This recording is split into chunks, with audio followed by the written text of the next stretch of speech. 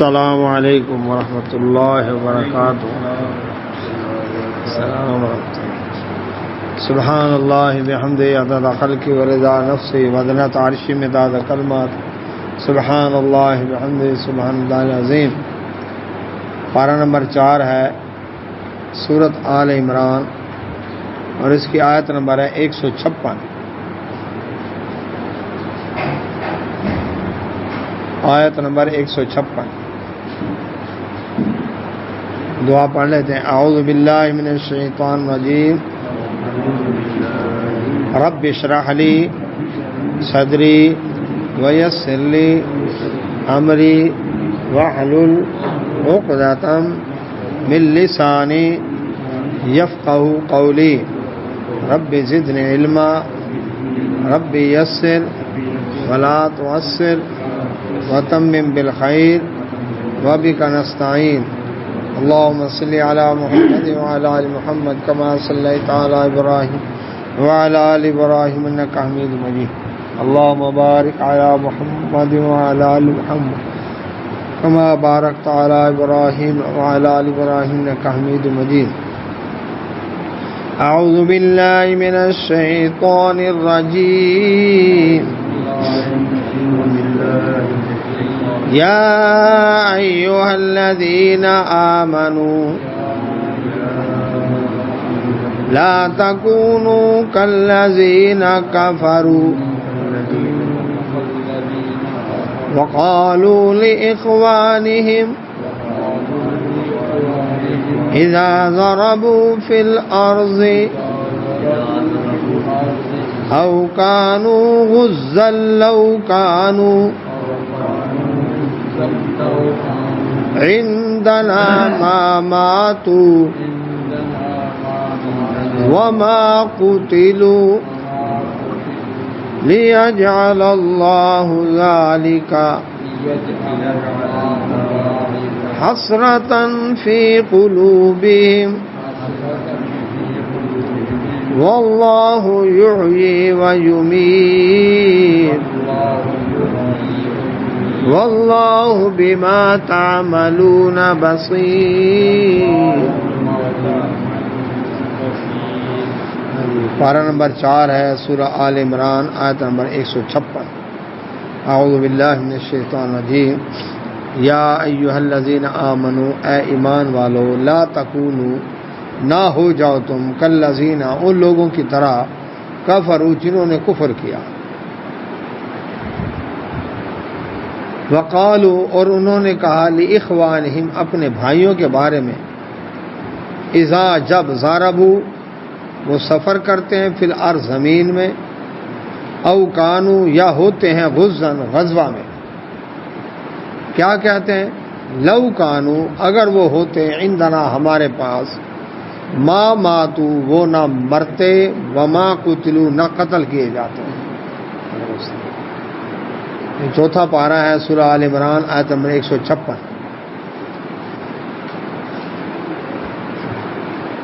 غزوہ احد کے اندر مسلمانوں کو جو نقصان پہنچا اس پر منافقین اور یہودیوں کو بڑی بڑی باتیں کرنے کا موقع ملا. وہ تو اس انتظار میں تھے کہ اپنے جگر کے پھپھولے نکالیں. اب وہ کیا کہنے لگے کہ ہو اگر یہ مومن مسلمان سفر نہ کرتے مدینہ میں رہ کر ہی لڑتے یا ہمارے پاس ہوتے جنگ میں نہ نکلتے تو نہ ان کو موت آتی نہ یہ قتل کیے جاتے. اللہ سبحانہ و تعالی نے فرمایا ایمان والو تم ایسی باتیں نہ کہنا جیسے ان کافروں نے یہ بات کہی. کیوں؟ اس وجہ سے کہ زندگی اور موت کا مالک کون ہے؟ اللہ تعالیٰ ہے. فرمایا لیجعل اللہ یہ اس لیے تاکہ اللہ تعالیٰ ذالک اس بات کو حسرت بنا دے فی قلوب ان کے دلوں میں کہ ہائے اے کاش وہ نہ جاتے تو نہ مرتے، نہ قتل ہوتے، نہ شہید ہوتے۔ اللہ سبحانہ وتعالی فرمایا یہ بات ان کے دل میں حسرت بن کر پھرتی رہے گی۔ فرمایا اصل عقیدہ کیا ہے؟ واللہ، اور اللہ تعالیٰ یحیی، زندہ کرتا ہے، ویمیت، اور وہی مارتا ہے۔ زندگی اور موت کا اختیار تو اللہ تعالیٰ کے پاس ہے۔ جو شخص یہ کہتا ہے کہ ہمارے پاس ہوتے تو نہ مرتے، تو پھر کب مرتے؟ کل پڑھ چکے ہیں کہ جس کی موت کی جگہ اور وقت لکھا ہوا ہے، اس نے چاہے گھر میں بیٹھا ہو، اس نے آنا ہے وہاں پر۔ موت اگر میدان جنگ میں نہیں لکھی ہوئی تو چاہے جتنے مشکل ترین حالات ہوں، اس کو موت نہیں آئے گی۔ موت اگر گھر میں نہیں لکھی ہوئی تو جتنے مشکل ترین حالات ہو جائیں، لیکن گھر کے اندر اس کو موت نہیں آئے گی۔ موت کی جگہ اور وقت مقرر ہے۔ تو اللہ سبحانہ و تعالیٰ نے فرمایا کہ اللہ زندہ کرتا ہے اور مارتا ہے۔ واللہ، اور اللہ تعالیٰ بما تعملون، جو تم عمل کرتے ہو، بصیر، اس کو دیکھنے والا ہے۔ نہ مجھے یہ بتائیں جتنے بھی قبرستانوں میں پڑے ہیں کہ یہ کیا سارے جنگ کے میدان میں گئے تھے؟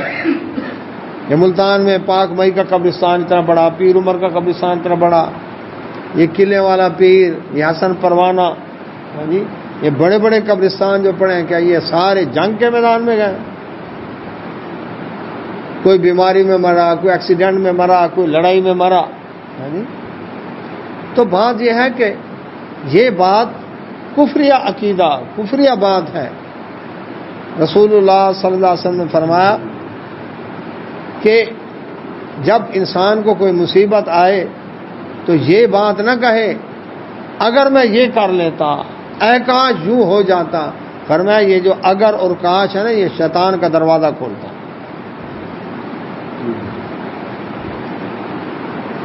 اگر اور اس کا کیا مطلب؟ جو اللہ نے اس کی قسمت میں لکھا اس نے ملنا ہے، اس میں اگر مگر والی تو بات ہی نہیں۔ بس پر نہ جاتا تو ایکسیڈنٹ نہ ہوتا تو نہ مرتا۔ تو اللہ سبحانہ تعالیٰ فرماتے ہیں کہ زندگی اور موت میرے اختیار میں ہے، اور جو بھی تم عمل کر رہے ہو اس کو میں دیکھنے والا ہوں۔ وَلَئِن قُتِلْتُمْ، سنو مومنو مسلمانوں، اگر تم قتل کیے جاؤ فی سبیل اللہ، اللہ کی راہ میں، او متم، یا تمہیں موت آ جائے، راستے میں تبھی موت آ گئی، نکلے ہو اللہ کی راہ میں، یا لڑائی ہوئی اور قتل ہو گئے۔ اور فی سبیل اللہ میں رسول اللہ صلی اللہ علیہ وسلم نے یہ بھی فرمایا کہ جو شخص حج کے سفر کے لیے نکلا، دین کا علم حاصل کرنے کے لیے نکلا، یہ بھی فی سبیل اللہ، اللہ کی راہ میں نکلا نا۔ دین کی دعوت دینے کے لیے نکلا، یہ بھی اللہ کی راہ میں۔ تو راستے میں موت آ گئی۔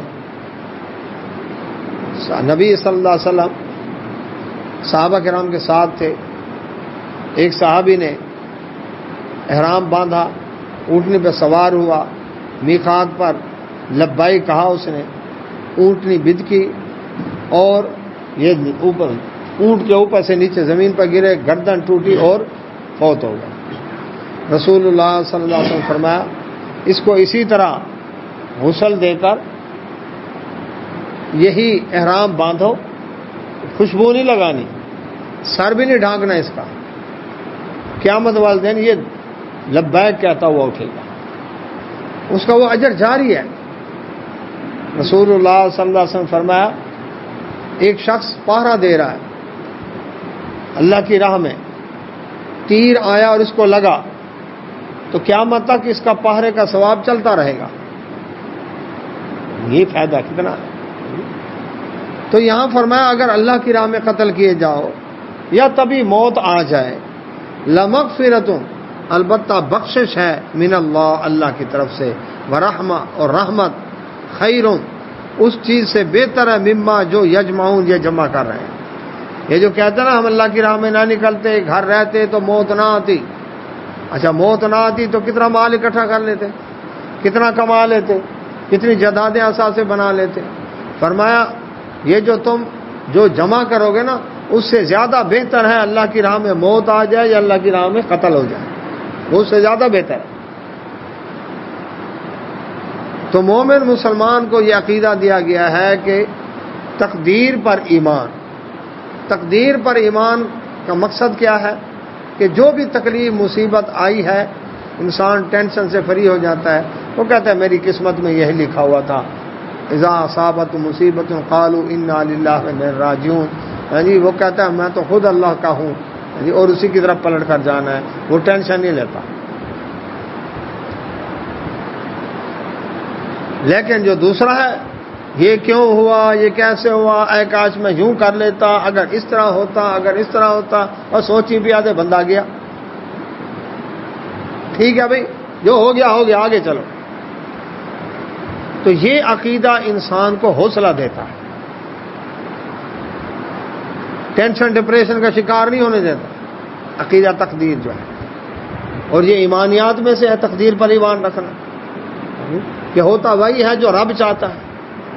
اب دیکھیں اللہ کے نبی محمد رسول اللہ صلی اللہ علیہ وسلم عمرہ کی نیت سے مدینہ سے احرام باندھا، صحابہ کرام ساتھ ہیں، 1450-1500 صحابہ کرام، لیکن حدیبیہ میں پہنچے عمرہ کیے بغیر واپس آ گئے۔ اب اللہ کے نبی محمد رسول اللہ صلی اللہ علیہ وسلم عالم الغیب ہوتے، حاضر ناظر ہوتے، پتہ ہے بھی عمرہ نہیں کر سکیں گے، احرام ہی نہ باندھتے، آپ نے وہیں پر قربانی کر کے احرام کھول دیا اور اگلے سال عمرہ قضا کیا، ٹھیک ہے۔ اب جی اگر ایسا ہوتا، ایسا نہیں، ایسی تو اگر مگر اور میں چونکہ چنانچہ اسلام میں نہیں ہے، فرمایا والا امت تم، اگر تم موت آ جائے تمہیں،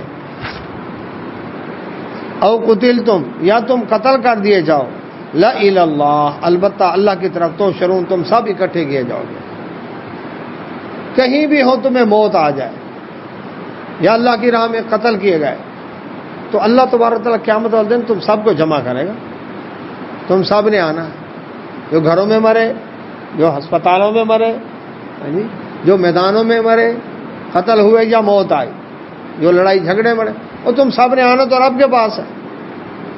فبما رحمت، اللہ کے نبی محمد رسول اللہ صلی اللہ علیہ وسلم وہ تیر اندازوں کے سستی کی وجہ سے جو اتنا بڑا نقصان ہوا، تو یہ رسول اللہ صلی اللہ علیہ وسلم کا حوصلہ تھا، آپ نے جنگ کے بعد اللہ اکبر ان کے بارے میں کوئی بات نہیں کی، ہوتا نا گلا شکوا کرنا، میں نے یہ کہا تھا، میں نے یہ کیا تھا، ایسا کیوں کیا؟ تو آپ صلی اللہ علیہ وسلم کا اخلاق اتنا اعلیٰ تھا کہ آپ نے اس بارے میں کوئی بات نہیں کی۔ انس بن مالک رضی اللہ عنہ کہتے ہیں میں رسول اللہ صلی اللہ علیہ وسلم کی خدمت میں تھا، 10 سال میں نے خدمت کی، کبھی نبی صلی اللہ علیہ وسلم نے مجھے اف تک نہیں کہا، کبھی مارا نہیں، کبھی ڈانٹا نہیں۔ اچھا یہ بھی نبی رسول اللہ صلی اللہ علیہ وسلم کا خاصہ تھا، آپ نے کبھی کیوں نہیں کہا کہ یہ کام کیوں کیا، ہو گیا ہو گیا، اچھا آئندہ نہ کرنا، لیکن کیوں کیا، اچھا کیوں میں نا، پھر دوسرا کیا ہوتا ہے جب کہنا اچھا آپ نے کیوں کیا، اب وہ ضد پکڑ جاتا ہے، اچھا مجھ سے پوچھا جا رہا ہے والے سے کیوں جی، ایسے کہ نہیں، بچہ کوئی شرارت کر رہا آپ پکڑ لیں اس کو اور آپ کہیں کیوں کیا تو نے، ایک ہے بیٹا ایسا نہ کرنا یہ نقصان ہے، یہ اور بات ہے، ایک ہے کیوں کیا، جب کیوں کیا وہ اب یا جھوٹ بولے گا یا اکڑے گا، ہاں جی کیا جی کیا بگاڑ سکتے ہیں، ہوگا نا۔ تو یہ ایک تھا، ایک اگر اور کاش کا لفظ، اگر میں یوں کر لیتا، اے کاش یوں ہو جاتا، اس کو نکال دیں، اور ایک کیوں، یہ بھی ہو گیا ختم، کیوں کا کیا مطلب ہے؟ تو انس رضی اللہ عنہ کہتے ہیں نبی صلی اللہ علیہ وسلم نے مجھے کبھی یہ نہیں فرمایا، یعنی ڈانٹا نہیں، اور کبھی اللہ کے نبی صلی اللہ علیہ وسلم نے مجھے اف تک نہیں کہا، 10 سال خدمت کی۔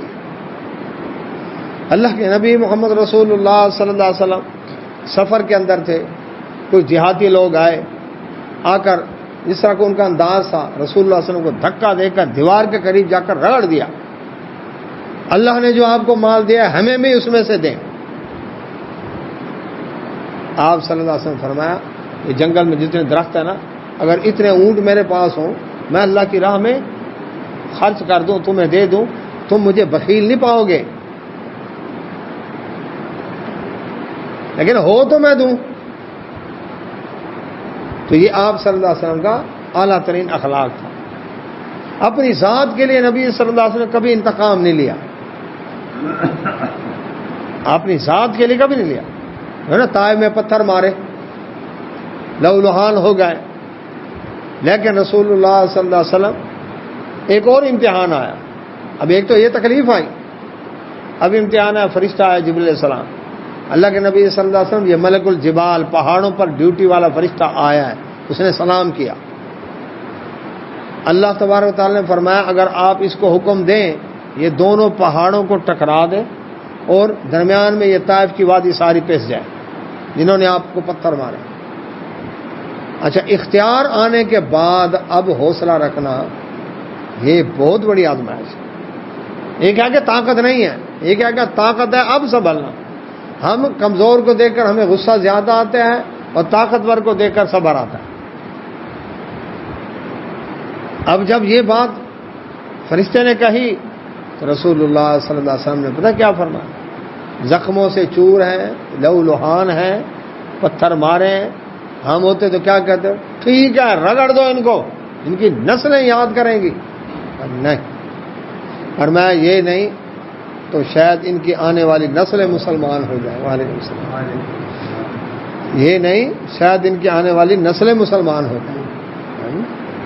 تو یہ اللہ کے نبی محمد رسول اللہ صلی اللہ علیہ وسلم کا اخلاق۔ اور انہی نسلوں میں سے پھر بنو ثقیف قبیلہ تھا نا، محمد بن قاسم رحمۃ اللہ علیہ ملتان تک اسلام لے کر آیا، آئے نہیں، پاس باں مل گئے کعبے کو صنم خانوں سے۔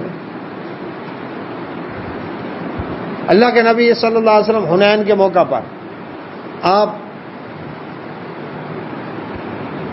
حملہ کیا، لوگ قیدی بنے، رسول اللہ صلی اللہ علیہ وسلم کو بڑا مال غنیمت، بھیڑ بکریاں جانور، اور دوسرا یہ ملا۔ اب ایک عورت آئی رسول اللہ صلی اللہ علیہ وسلم خدمت میں، یہ کون تھی؟ دو روایتیں ہیں، یا تو یہ حلیمہ سعدیہ رضی اللہ تعالیٰ عنہ تھی جنہوں نے بچپن میں دودھ پلایا تھا نبی صلی اللہ علیہ وسلم، یا نبی صلی اللہ علیہ وسلم کی وہ لوری دینے والی بہن شیمہ تھی رضی اللہ تعالیٰ عنہ، یہ ابھی مسلمان نہیں ہوئے تھے۔ اللہ کے نبی صلی اللہ علیہ وسلم کے لیے چادر بچھائی، بیٹھی تو آ کر سفارش کی کہ اللہ کے نبی صلی اللہ علیہ وسلم ہمارے قبیلے کے اتنے قیدی آپ کے پاس ہیں، مال آپ کے پاس ہے، تو ان کی سفارش پر نبی صلی اللہ علیہ وسلم دو میں سے ایک چیز لے لو، یا کہو تو میں قیدی چھوڑ دیتا ہوں یا کہو تو مال دیتا ہوں، ملے گی ایک چیز، دو نہیں ملے گی۔ انہوں نے کہا جی قیدی چھوڑ دیں، قیدی چھوڑ دیے، مال غنیمت اب قیدی تقسیم ہو چکے تھے، لونڈی غلام تقسیم ہو چکے تھے صحابہ کرام۔ اللہ کے نبی صلی اللہ علیہ وسلم نے جب حکم دیا تو صحابہ کرام رضوان اجمعین کو جب پتہ چلا یہ کہ نبی صلی اللہ علیہ وسلم کا وہ قبیلہ ہے جس نے آپ کو دودھ پلایا تھا، تو انہوں نے اپنی خوشی کے ساتھ وہ جو لونڈی غلام تھے وہ واپس کر دیے، اللہ کے نبی صلی اللہ علیہ وسلم کو دیا، اور جو مال غنیمت تھا اللہ اکبر وہ صحابہ کرام کے پاس رہا۔ اب ان قبیلوں کے لوگوں پر اتنا اثر ہوا کہ ان میں سے ایک شخص آیا نبی صلی اللہ علیہ وسلم سے، جی ہمیں بھی کچھ دیں، غربت ہے، تو آپ صلی اللہ علیہ وسلم نے اس کو اتنا مال دیا، وہ اپنے قبیلے میں گیا، کہنے لگا نبی صلی اللہ علیہ وسلم بہت دینے والے ہیں، آؤ مسلمان ہو جاؤ، دھڑا دھڑ قبیلے مسلمان ہونے شروع ہوئے۔ یہ آپ کا اخلاق تھا۔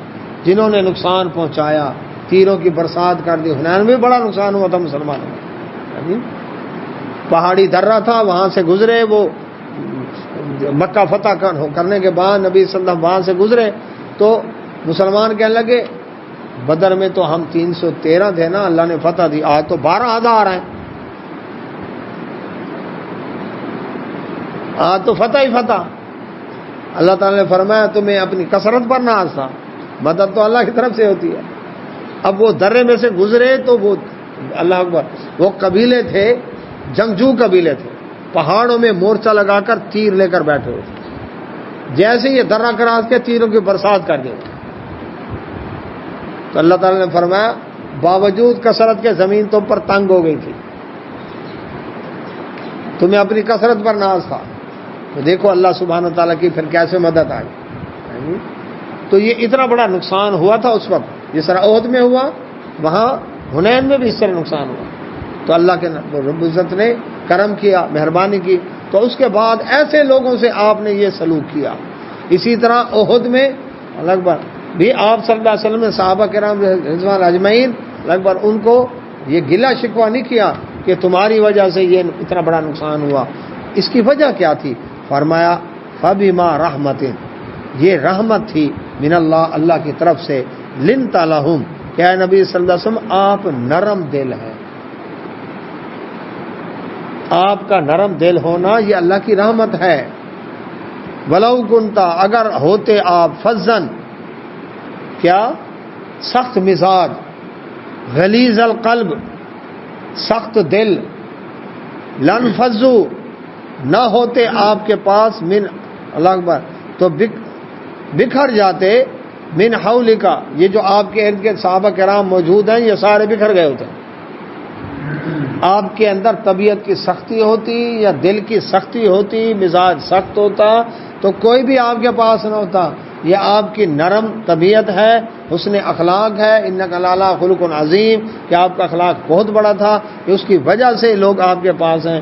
تو دعوت کے میدان میں دین کی اکبر دعوت دینے والے، ان کے لیے نرم دل ہونا اکبر بہت ضروری ہے۔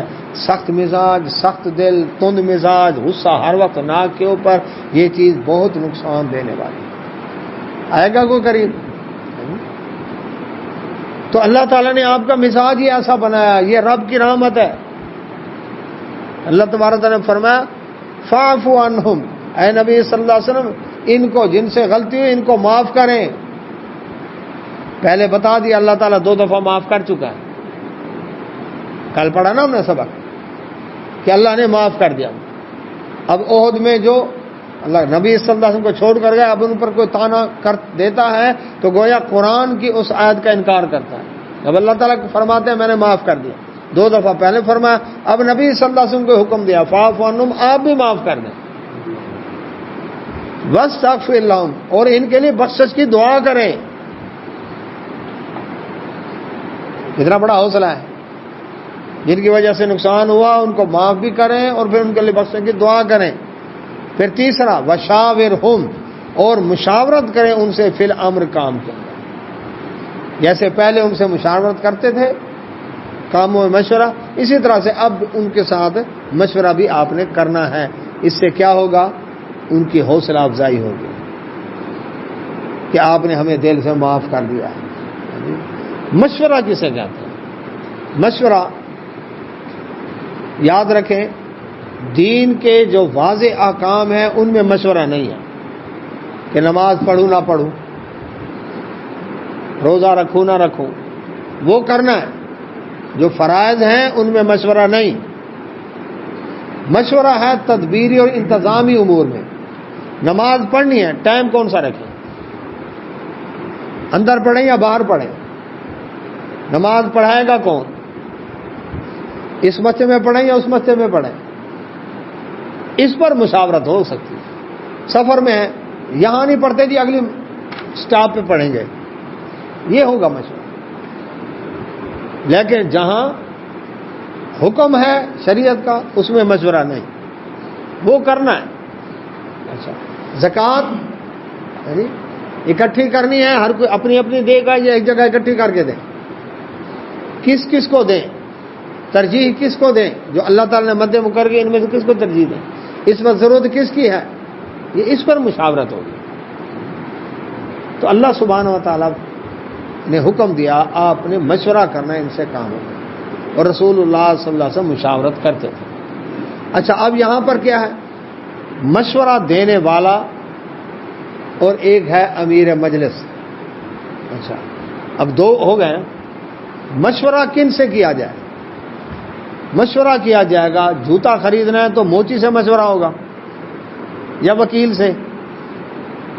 موچی سے مشورہ کریں گے نا، بھی جوتا لینا ہے کیسا ہونا چاہیے، جوتا کون سا اچھا رہے گا۔ عدالت کا معاملہ ہے تو موچی سے مشورہ نہیں کریں گے، وکیل سے مشورہ کریں گے۔ تو جو جس کام کا اہل ہے مشورہ اس سے ہوگا. کاروبار کا معاملہ ہے تو تاجر سے مشورہ کریں گے. سفر کا معاملہ ہے تو جو آتا جاتا ہے لاہور اس سے مشورہ کریں گے. تو مشورہ کریں گے اہل آدمی سے جو اس کا اہل ہو. ہر راستے میں آنے جانے والے سے مشورہ نہیں کرنا. ہاں جی اب آپ بتائیں جی اب آپ بتائیں جی اب آپ بتائیں, یہ نہیں کرنا. تو مشورہ جنگی معاملات ہیں تو جرنیل سے مشورہ ہوگا. تجارتی معاملات ہیں تو تاجروں سے مشورہ ہوگا. سفارتی معاملات ہیں تو سفیروں سے مشورہ ہوگا. تو مشورہ کس سے ہوگا؟ جو اس مشورے کا اہل ہے. ایک بات, مشورہ دینے والا مشورہ دے گا لیکن وہ مشورہ دے کر آزاد. یہ نہیں کہہ سکتا کہ میں نے مشورہ دیا میرا نہیں مانا گیا میں جا رہا ہوں, ناراضگی نہ. تم نے مشورہ دے دیا, تمہارے ذمہ ڈیوٹی ختم. مشورہ مانا جائے یا نہ مانا جائے یہ لازم نہیں ہے. ہو سکتا ہے پوری مجلس میں کسی کا مشورہ امیر تسلیم نہ کرے اور خود اپنا مشورہ تسلیم کروائے.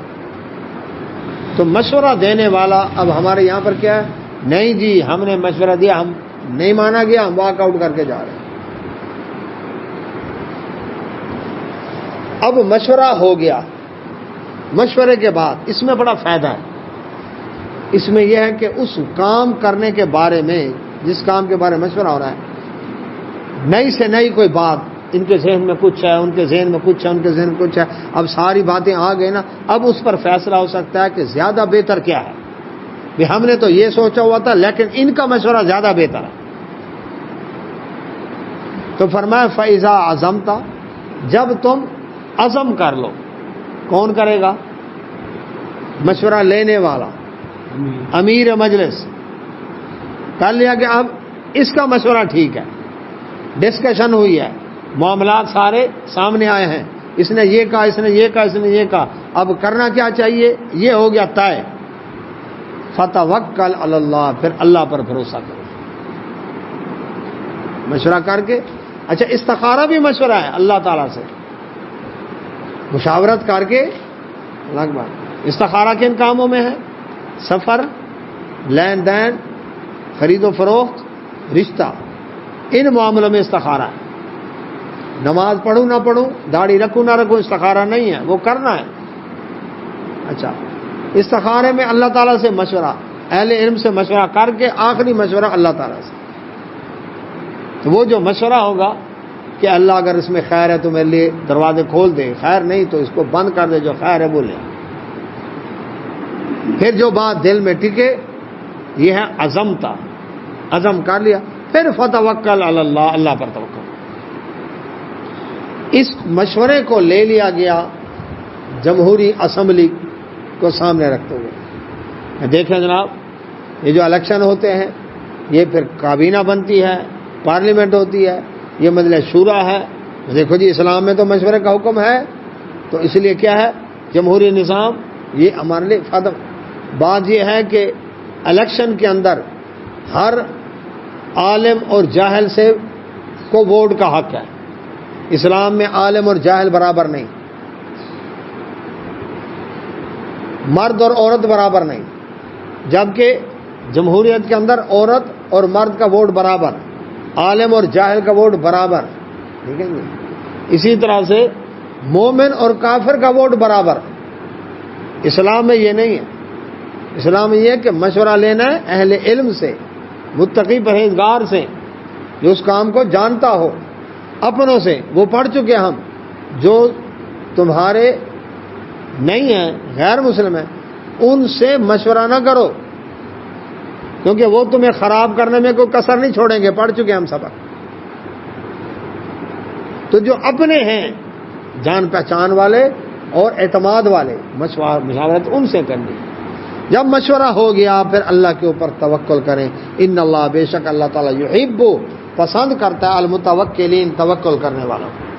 توکل کا مطلب ہم نے جو سمجھا ہوا ہے نا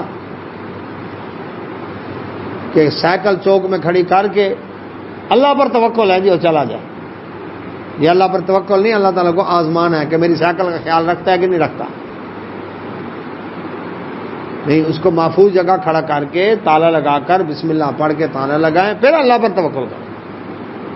اونٹ کا گھٹنا باندھ کے پھر اللہ پر توکل کریں. توکل کا مطلب یہ نہیں ہے یعنی کہ تدبیر جو ہے وہ چھوڑ دی جائے، نہیں، اپنی طرف سے پوری تدبیر، لیکن اس کے بعد توکل کس پر؟ اللہ تعالیٰ کی. اب دیکھیں نا، رسول اللہ صلی اللہ علیہ وسلم نے کسی جنگ میں 2 زرہ نہیں پہنی، احد میں 2 زرہ پہنی، لیکن اس کے باوجود زخمی ہوئے. یہ کیا ہے؟ ہوگا بھائی جو اللہ چاہے گا. اچھا، تو فرمایا اللہ سبحانہ و تعالیٰ نے اللہ توکل کرنے والوں کو پسند کرتا ہے. اپنی طرف سے تدبیر پوری کر لو، پھر اللہ کے اوپر بھروسہ کرو. فرمایا ان ینصرکم، اگر مدد کرے تمہاری اللہ تعالیٰ، فلا غالب لکم، پھر تم پر کوئی غالب نہیں آ سکتا. اصل مدد اللہ کی طرف سے. اگر اللہ تمہاری مدد کرے، جیسے اس نے بدر میں تمہاری مدد کی، تعداد میں تھوڑے تھے، اسلحہ تھوڑا تھا، ہنگامی طور پر جنگ سامنے آ گئی تو اللہ نے مدد کی نا، پھر کوئی غالب آیا تم پر. وَإِن يَخْذُلْكُمْ، لیکن اللہ تبارک تعالیٰ اگر تمہیں رسوا کرنا چاہے، تمہیں مغلوب کرنا چاہے، جیسے کہ عہد میں ہوئے، تو فمن، کون ہے، ذَلَّذِي، وہ جو، ینصرکم، جو تمہاری مدد کرے، من بعد، اس اللہ کے بعد. اگر تمہارا نقصان ہو جائے اور اللہ تبارک و تعالیٰ یعنی تمہیں غلبہ نہ دینا چاہے، تو کوئی بھی ایسا نہیں جو تمہیں مدد کر سکے تمہاری. تو مدد تو اللہ تعالیٰ کی طرف سے. تو دیکھ لو عہد کے اندر اللہ تعالیٰ نے کیا کیا، جھٹکا دیا. پھر مدد کس نے کی؟ آخر اللہ تعالیٰ نے کی. اتنا حوصلہ دیا کہ نبی صلی اللہ علیہ وسلم 8 میل تک ان کا پیچھا کیا اور ان کو حوصلہ نہیں ہونے دیا، دہشت ڈال دی ان کے دلوں میں کہ وہ واپس پلٹ کر مدینے پر حملہ آور ہوں. یہ اللہ کی مدد تھی نا. تو فرمایا وعلی اللہ، اور اللہ پر، فلیتوکل، توکل کرنا چاہیے، المومنون، مومنوں کو اللہ پر توکل کرنا چاہیے. اللہ اکبر. کیا کہا جی؟ کافر ہے جو شمشیر پہ کرتا ہے بھروسہ، مومن ہے تو بے تیغ بھی لڑتا ہے سپاہی. یہ اسلحہ، افرادی قوت، امنیشن، اس کے اوپر مومن کا بھروسہ نہیں ہوتا. اس کا بھروسہ کس پر ہو؟ ایمان ہے تو اللہ پر بھروسہ. تو بے تیغ تلوار نہیں ہے تب بھی اللہ کی مدد سے وہ لڑتا ہے.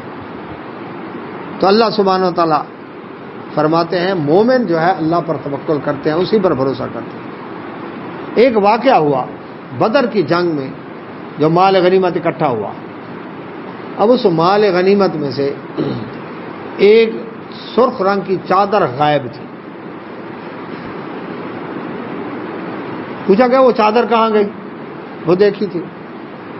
تو کچھ لوگوں نے کہا اللہ کے نبی صلی اللہ علیہ وسلم نے رکھ لی ہوگی. ایک یہ واقعہ تھا. ایک یہ تھا کہ تیر اندازوں نے دیکھا کہ جنگ تو فتح ہو گئی، مال غنیمت اکٹھا کرو. تو اللہ تبارک تعالیٰ نے فرمایا تم کیا سمجھتے تھے کہ مال غنیمت جو اکٹھا ہوگا تو نبی صلی اللہ علیہ وسلم تمہیں اس میں سے حصہ نہ دیتے؟ فرمایا وما کانا، اور نہیں ہے لنبی، نبی صلی اللہ علیہ وسلم، ان یغل، خیانت کرنے والے. یہ نبی صلی اللہ علیہ وسلم خیانت کرنے والے نہیں ہیں. تم نے کیا سمجھا تھا کہ تمہیں حصہ نہیں دیں گے، خیانت کریں گے؟ جو تم نے درہ چھوڑا تو کیا سمجھا کہ وہ خیانت کریں گے؟ نہیں، میرے نبی صلی اللہ علیہ وسلم خیانت کرنے والے نہیں. اور وہ بات جو جی چادر رکھ لی ہوگی نبی صلی اللہ علیہ وسلم نے، یہ بھی لگ بھگ تم نے خیانت کا الزام لگایا نبی صلی اللہ علیہ وسلم پر. میرے نبی صلی اللہ علیہ وسلم خائن نہیں ہے. ومن یغلل، کیونکہ یہ اتنا بڑا جرم ہے. جو شخص خیانت کرے، جو شخص خیانت کرے گا، یاتی، وہ لے آئے گا، بما، وہ آئے گا، بما، ساتھ اس چیز کے غلہ جو اس نے خیانت کی، یوم القیامہ، قیامت والے دن. یعنی جس شخص نے جو خیانت کی ہوگی قیامت والے دن وہ خیانت والی چیز کے سمیت حشر کے میدان میں آئے گا. حدیث میں اس کی وضاحت کی. رسول اللہ صلی اللہ علیہ وسلم فرمایا خیال کرنا ایسا نہ ہو قیامت والے دن کوئی شخص تم میں سے آئے میرے پاس اور اس کی گردن کے اوپر اونٹ لدا ہوا ہو. اونٹ کتنا وزن ہے؟ گردن پر اٹھا سکتے ہیں؟ قیامت والے دن اٹھوائے گا رب، اٹھا اس کو. اور اونٹ بلبلا رہا ہوگا. یہ نشانی ہوگی کس چیز کی؟ کہ اس شخص نے اونٹ کی خیانت کی ہے، کسی کا اونٹ قابو کیا تھا. کہا کون دیکھ رہا ہے؟ اب وہ لے آیا خیانت کے ساتھ، خیانت والی چیز کے ساتھ. نبی صلی اللہ علیہ وسلم فرمایا اس وقت تم کہو اللہ کے نبی صلی اللہ علیہ وسلم ہماری مدد کریں، تو میں کہوں گا نہیں، میں تمہیں کہہ چکا تھا خیانت نہ کرو. کیوں کی؟ میں تمہاری کوئی مدد نہیں کر سکوں گا. پھر فرمایا کوئی ایسا نہ ہو کہ اس شخص گردن کے اوپر گھوڑا لدا ہوا ہو اور وہ ہنہنا رہا ہو. کیا مطلب؟ گھوڑے کی خیانت کی اس نے، کسی کا گھوڑا چرا لیا یا چھین لیا، فراڈ کر کے مار لیا. تو وہ گھوڑا اب کتنا وزن ہے، گردن پر لدا ہوا اور وہ ہنہنا رہا اور تم کو اللہ کے نبی صلی اللہ علیہ وسلم میری مدد کرو. میں مدد نہیں کروں گا کیونکہ میں پہلے کہہ چکا ہوں خیانت نہ کرو. کہیں ایسا نہ ہو کوئی شخص بکری گردن پر لدی ہوئی ہو اور وہ منا رہی ہو اور تم کہو. اچھا یہ اونٹ کا لدا ہونا، گھوڑے کا لدا ہونا، بکری کا لدا ہونا، یہ سارے حشر کے میدان میں بےزتی ہو رہی ہوگی نہیں ہو رہی؟ اچھا یہ شخص ہے وہ جس نے یہ خیانت کی. ہاں جی، ظلم کرنا بھی ہاں جی. تو خیانت کے لفظ ہیں حدیث کے اندر. وہ تو الگ سے بتایا نا کہ ایک بلی کو باندھ کر رکھا اس عورت نے، نہ کھلا چھوڑا کہ وہ خود کھا پی لیتی، نہ ہی اس کو خود خوراک دی، وہ بھوک سے مر گئی. نبی صلی اللہ علیہ وسلم فرمایا معراج والی رات میں نے اس کو جہنم میں دیکھا، وہ اس بلی اس کا منہ نوچ رہی تھی. وہ بھی سزا. جن جانوروں کی زکوٰۃ نہیں دی گئی قیامت والے دن وہ جانور موٹے تازے ہو کر تیز سینگوں اور کھروں کے ساتھ اس کو حشر کے میدان میں لتاڑتے پھریں گے. 50,000 سال کے ایک دن میں اس کے ساتھ یہی سلوک ہوتا رہے گا کہ کیوں نہیں زکوٰۃ دی ہماری. وہ الگ سے حدیث ہے، لیکن یہ خیانت والی الگ ہے کہ اونٹ اٹھایا ہوا ہے، گھوڑا اٹھایا ہوا ہے، بکری اٹھائی ہوئی ہے. اور آگے فرمایا کہ ایسا نہ ہو کسی شخص نے کسی کے کپڑے اٹھائے ہوئے ہوں، تھان چوری کر لیا، جوڑا چوری کر لیا، یعنی اسی طرح کوئی ایسی چیز اور وہ گردن پر لدی ہوئی ہو اور تم کہو اللہ کے نبی صلی اللہ علیہ وسلم ہماری مدد کریں، میں مدد نہیں کروں گا. تو خیانت ایسی چیز ہے کہ جو شخص خیانت کرے گا قیامت والے دن خیانت والی چیز کے سمیت آئے گا. ثم پھر توفا پورا دیا جائے گا کل نفس ہر شخص کو ما کسبت جو اس نے کمایا، اس کی کمائی کا پورا بدلہ ملے گا. اور وہ لا یظلمون اس پر ظلم نہیں کیا جائے گا. یہ خیانت اس نے تھوڑی کی اور بھی مقدمے ڈال دیے جائیں جیسا کہ دنیا کے اندر ہے. ایک پکڑا گیا نا، اب اس نے یہ بھی اٹھایا، اس نے یہ بھی، یہ سارے جو کیس پینڈنگ پڑے تھے نا سارے اسی پر ڈال دو. سرخرو ہو جاؤ جی ہم نے مسئلہ حل کر دیا جی. ایسا نہیں ہے، کسی پر ظلم نہیں ہوگا، پھر پورا بدلہ ملے گا. فرمایا افمن اتبع، کیا وہ شخص جس نے تابع داری کی رضوان اللہ کی رضا کی. ایک شخص ہے وہ پوری زندگی کے اندر اللہ کے فرما برداری کے کام کرتا ہے کہ میرا رب مجھ سے راضی ہو جائے، پھونک کے قدم رکھتا ہے مجھ سے غلطی نہ ہو جائے، کسی کی دل آزاری نہ ہو جائے، کسی پر زیادتی نہ ہو جائے، کہیں میں گناہ کبیرہ کا مرتکب نہ ہو جاؤں. ہر ایسا شخص جو کیا کرتا ہے، تابع داری کرتا ہے کس کی؟ اللہ کی رضا کی، کہ ایسے کام کروں کہ اللہ راضی ہو جائے. کمن، کیا یہ اس شخص کی طرح ہو سکتا ہے با جو پلٹا بسخط من اللہ کا غصہ لے کر. ایک ایسا آدمی جس کا ہر کام ہی رب کو ناراض کرنے والا، اس کو لوٹ، اس کو مار، اس پر زیادتی، اس پر ظلم، اس کی دل آزاری، اس سے چھین، اس کا چرا، اس کا یہ کر، اس کر وہ. اللہ تعالیٰ اب بتاؤ یہ دو آدمی برابر ہو سکتے ہیں؟ ایک پر رب کا غصہ ہے، دوسرے پر رب راضی ہے. یہ کیسے برابر ہو سکتے ہیں؟ ایک وفادار ایک بے وفا ہے، ایک ظالم ایک مظلوم ہے، تو یہ کیسے برابر ہو سکتے ہیں؟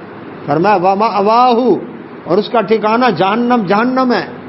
وبئس المصیر، اور وہ بڑی بری پھرنے کی جگہ ہے، وہ کوئی اچھی جگہ نہیں ہے. اس کی گہرائی پتہ نہ کتنی ہے. رسول اللہ صلی اللہ علیہ وسلم فرمایا صحابہ کرام میں بیٹھے تھے، اللہ کے نبی صلی اللہ علیہ وسلم کے دور میں دھماکہ ہوا. پریشان ہو گئے صحابہ کرام، اتنی بڑی آواز ہے۔ اب نے فرمایا پتہ ہے کس چیز کی آواز ہے؟ عرض کیا اللہ اس کا رسول بہتر جانتا۔ رسول اللہ صلی اللہ علیہ وسلم فرمایا آج سے 70 سال پہلے جہنم کے اندر ایک پتھر بطور ایندھن کے ڈالا گیا، 70 سال بعد اب جہنم کی تہہ میں پہنچا ہے۔ اب کتنی گہرائی ہوگی جہنم کی، اللہ ہمیں محفوظ فرمائے۔ اب وہ جو جہنم میں پتھر پھینکا گیا گرمانی صاحب، وہ کلو 2 کلو کا پتھر تو نہیں ہوگا نا، وہ 1 ٹن کی چٹان ہو جس کی آواز دنیا میں آئی۔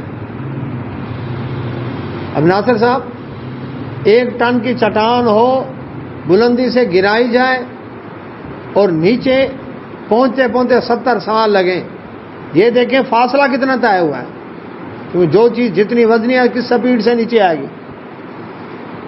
زمین کی جو گریوٹی ہے، کش شکل اس کی جو پاور کھینچنے کی، کہ اوپر سے اگر شہاب ثاقب آئے تو سائنسدانوں نے حساب لگایا 30 کلومیٹر فی سیکنڈ، کتنا؟ 1 سیکنڈ میں وہ 30 کلومیٹر طے کر جاتا ہے۔ یہ زمین کی گریوٹی ہے، جہنم کی گریوٹی تو اللہ ہی جانتا ہے کتنی۔ اچھا اسی 30 کلومیٹر فی سیکنڈ کو ہی لیں تو ان سیکنڈوں کے بنائے منٹ، منٹوں کے بنائے گھنٹے، اور گھنٹوں کے بنائے 24 گھنٹے دن رات، اور اس کا بنائے 1 مہینہ، اور 12 مہینوں کا سال، اور 70 سال، کتنا فاصلہ طے ہوگا؟ یہ تو کیلکولیٹر ہی ختم ہوگی۔ تو اتنی گہری ہے جہنم۔ فرمایا جہنم کی آگ سب سے پہلے سرخ تھی، پھر اس کو دہکایا گیا 1000 سال تک، پھر یہ سفید ہو گئی، پھر دہکایا گیا سیاہ ہو گئی۔ کبھی سیاہ آگ دیکھی ہے دنیا میں؟ سفید تو دیکھی ہے، ویلڈنگ گیس کے برنر سے سفید شعلہ نکلتا ہے، لوہے کی موٹی چادر کو کاٹ کے رکھ دیتا ہے، اس سے آگے نیلی ہوتی ہے، اس سے آگے لال ہوتی ہے، لیکن پیچھے سفید نکل رہی ہوتی ہے۔ وہ جو سفید ہے اس میں کتنی طاقت ہے، اور پھر ہے دنیا کی آگ، اور وہ آگ تو اس سے 69 گنا زیادہ گرم ہے۔ اللہ ہمیں محفوظ فرمائے۔ تو فرمایا وہ جہنم ان کا ٹھکانہ ہوگا، وہ بڑی بری پھرنے کی جگہ ہے۔ لیکن وہ لوگ جنہوں نے موازنہ ہو رہا ہے نا اللہ کے غصے والے اور اللہ کی رضا والے، تو غصے والوں کے ساتھ تو ہوگا یہ سلوک، جن پر اللہ غصے ہوا اور جن پر رب راضی ہوا، ہم درجات، ان کے لیے درجے ہیں عند اللہ، اللہ کے ہاں۔ نبی صلی اللہ علیہ وسلم فرمایا جنت کے 100 درجے ہیں، اور ایک درجے کا فاصلہ حشر صاحب دوسرے درجے کے درمیان کتنا ہے؟ جتنا زمین آسمان کے درمیان فاصلہ ہے۔ اب 100واں درجہ کہاں ہوگا؟ خود اندازہ رکھیں۔ تو فرمایا اللہ کے ہاں ان کے درجے ہیں۔ پھر اللہ تعالیٰ کی مہربانی دیکھیں، رسول اللہ صلی اللہ علیہ وسلم فرمایا، قرآن میں آیت بھی ہے کہ جنت کے اندر جنتی پہنچے، اللہ ہمیں ان میں بنائے۔ والدین بھی ہیں، اولاد بھی ہے۔ اب ان میں کسی کے اعمال زیادہ، کسی کے تھوڑے، کیٹیگری بن گئی۔ مثال کے طور پر کوئی تو ہے VIP کلاس میں، کوئی ہے VVIP کلاس میں، اور کوئی تو ہے اکانومی کلاس میں۔ اب اللہ تعالیٰ پتہ کیا مہربانی کرے گا؟ جس کا درجہ سب سے زیادہ ہوگا اس فیملی کو وہاں اکٹھا کر دے گا۔ مثلا باپ اکانومی میں ہے، بیٹا VVIP میں ہے، تو اللہ تعالیٰ اس کے باپ کو بھی بیٹے کے ساتھ جمع کر دے گا بغیر اضافی سروس چارجز کے۔ کوئی اضافی پیمنٹ نہیں کرنی پڑے گی۔ اتنا بڑا انعام ہے۔ بیٹا ہے اکانومی میں، باپ ہے VVIP میں، تو رب کیا کرے گا؟ مہربانی کرتے اکانومی والوں کو، VIP والوں کو، فرسٹ کلاس والوں کو، ماں ادھر ہے کوئی ادھر ہے، اللہ تعالیٰ ان سب کو ہائی کلاس میں جمع کر دے تاکہ یہ وہاں پر رہے۔ تو یہ ہے جنت کے اندر درجے بھی ہیں، رب کا کرم بھی ہے۔ فرمایا اللہ سبحانہ و تعالیٰ نے واللہ، اور اللہ تعالیٰ بصیر، دیکھنے والا ہے، بما یعملون، جو وہ عمل کرتے ہیں۔ اب اللہ تعالیٰ عمل دیکھ رہا ہے، کون اللہ کی رضا والے کام کرتا ہے، رب چیک رکھے ہوئے ہیں، اور کون رب کو ناراض کرنے والے کام کرتا ہے، رب چیک رکھے ہوئے ہیں۔ تمہارے عملوں کو دیکھ رہا ہے، تمہاری صبح تمہاری شامیں، تمہاری راتیں تمہارے دن، تمہاری تنہائیاں تمہارے مجمع، تمہارے لین دین، معاملات، رشتے ناطے، عقائد، اعمال، عبادات، ذکر اذکار، ہر معاملے کو رب دیکھ رہا ہے۔ اب کون رب کو راضی کرنے والے کام کر رہا ہے، کون ناراض کرنے والے کام کر رہا ہے؟ اللہ تعالیٰ نے فرمایا اب یہ تمہارے اوپر منحصر ہے کہ تم کون سے کام۔ اللہ تعالیٰ تمہارے امنوں سے خبردار ہے۔ اللہ سے دعا اللہ سمجھنے میں توفیق عطا فرمائے۔ وآخر دعوانا الحمدللہ رب العالمین، سبحانک اللہم وبحمدک، اشہد ان لا الہ الا انت، استغفرک واتوب الیک۔ چونکہ الحمدللہ اتوار والے دن سفر حج کے لیے روانگی ہے، اللہ تبارک و تعالیٰ سے دعا اللہ آسانی فرمائے، ایمان، صحت، برکت، عافیت کے ساتھ یہ سفر گزرا ہے۔ تو اس وجہ سے آج یہ کلاس کا آخری دن ہے، اس کے بعد انشاءاللہ جو کلاس ہوگی، اللہ اکبر، تو وہ کلاس 8 نمبر چنگی، خانہ فرنگ ایران کے بالکل سامنے الحمد موٹر والی گلی میں مسجد، کیا نام ہے؟ مسجد تقویٰ، بانسوں والی گلی مشہور ہے۔ تو ہاں جی، ہاں، تو بانسوں والی گلی مشہور ہے۔ ادھر سے خانوار روڈ سے خانہ فرنگ ایران کے سامنے الحمد موٹر والی گلی، یعنی جو فلائی اوور اوپر چڑھ رہا ہے نا، اوپر نہیں چڑھنا، اس کے چڑھنے سے پہلے ہی بائیں طرف نیچے 9 نمبر سے، اور ادھر سے بانسوں والی گلی مشہور ہے، کسی سے پوچھیں گے بکر منڈی والی سائڈ سے ادھر سے بھی راستہ ہے۔ تو مسجد تقویٰ، وہاں پر انشاءاللہ چونکہ نئی جگہ ہے، دعوت کے کام کی اس سے ضرورت ہے وہاں پر، اور الحمدللہ وسیع کھلی جگہ ہے۔ لوڈ شیڈنگ میں اگر بجلی چلی بھی جائے تو کھلا صحن برآمدہ موجود ہے، مسئلہ ہے جی، سولر بھی لگا ہوا ہے۔ تو وہاں پر انتظامیہ سے بات کی ہے الحمدللہ، منشی صاحب نے، اللہ تعالیٰ کو جزائے خیر دے۔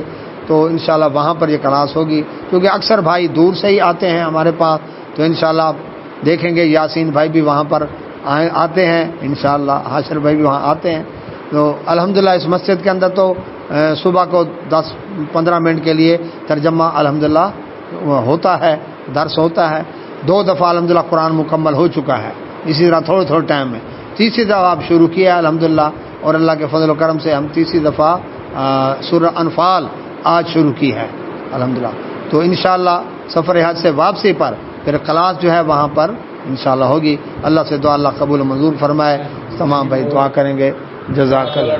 آج ٹائم وہی اشراق والا، یعنی جو بھی ٹائم اشراق والا ہوتا ہے وہی ٹائم ہمارا جیسے مسلسل چلتا آ رہا ہے، وہی ٹائم ہمارا ہوگا۔